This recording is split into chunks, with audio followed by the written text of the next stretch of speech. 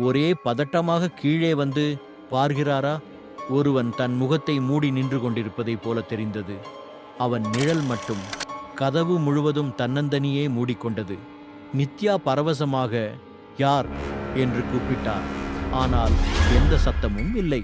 கதவின் வெளிச்சத்தில் ஒரு கைவரிசை அசைவதைக் கண்டாள். குளிர்ந்த குரலில் ஒரு குரல், என்னை வெளியே விடு என்று சொல்கிறது.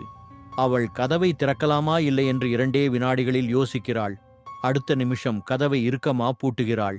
அவளை பார்த்து அந்த குரல் நிதானமாக, பிழை செய்துவிட்டாய், இப்போது நானே உள்ளே வந்து விடுவேன் என்று சொன்னது.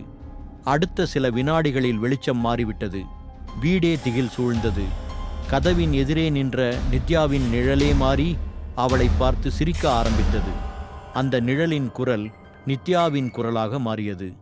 நித்யா கதறிக்கொண்டு ஓடும்போது ஒரு குளிர்ந்த கையை